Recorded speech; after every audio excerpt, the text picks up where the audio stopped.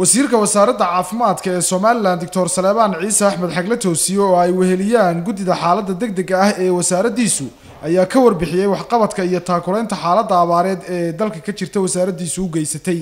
wasiirka caafimaadku waxa uu mahad celiyay madaxweyne Silaanyo oo uu sheegay in wasaaraddiisa si baaxad leh uga caawiyay taakulaynta caafimaad ee wasaaraddaasi bixisay. sidoo kale wasiirku waxa uu carabka ku dhuftay hay'adaha gargaarka ee la shaqeeya wasaaraddiisa. Salebaan Xagle Toosiye waxa uu ugu baaqay bulshada iyo xisbiyada qaranka mar kale inaan la siyaasadayn xaaladaha ku gadaaman dadka abaaruhu halakeeyeen isla markaana caawintooda la isu kaashado. waxaan halkan isugu nimid in aanu idin soo gudbino waxqabadkii iyo gurmadkii wasaaradda caafimaadka ee ku wajahnaa xakamaynta xanuunada ay keentay abaaruhu, hirgelinta xarunta caafimaad oo loogu talagalay xakamaynta iyo daaweynta xanuunka shuban biyoodka ee ka jira wajaale la yiraahdo.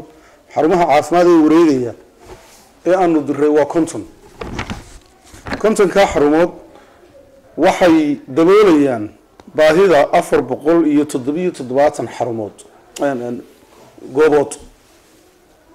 marka kooxdii 10 goobood ayay ku soo hagaagaya. waa konton daawooyinkii bay wataan, dhakhaatiirtii baa saaran, qualified nurseski, umulisooyinkii, hygiene and sanitationkii oo qof garanaysa. kontonkaasi waa sida waxaa dheeraada 302 xarumood oo caafimaad oo wadankeena ku yaala, iyaguna stand bay ku jiraan 24 saacadoodna way shaqeynayaan. wasaaraddu waxay dirtay dhammaanba agaasimo waaxidiyadeedii marka laga reebo hal agaasimo waaxid oo halkan fadhiya waxa loo kala oo iyana qof u matalayo. waxaan u kala dirnay 6 gobolba. wala socoteen habeenadan oo dhan waa daawanaysa baan u maleynayaa. daawooyin bay qaadeen, gurmad bay ku tageen.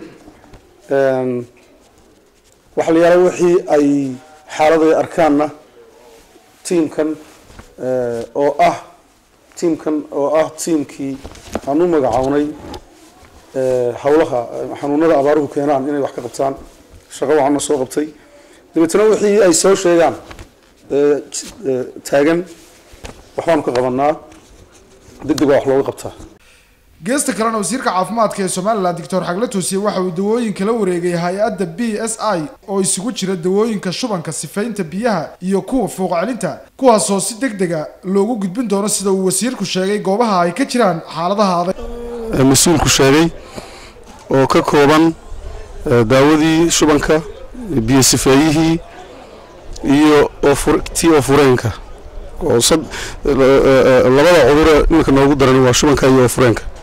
waxaan filayaa inay qayb weyn ka qaadan doonto. degdeg baan u kala diraynaa 6 gobolada dalka oo dhan ayaa ay gaari doonaa oo shaqo weyn oo gurmadii ka socoto dhinaca caafimaadka si aan u xakamayno xanuunada anagoo ilaahay tala saaranayna. marka aad iyo aad baan ugu mahad celinayaa hay'adda PSI. waxaan kaloo hay'adda PSI uga sii mahad celinayaa iyaga ballan qaaday inay bixinayaan kharashka lagu qaybinayo dawladan, iyaga geynaya meelaha niraahna geeya oo iyaga bixinaya transportation.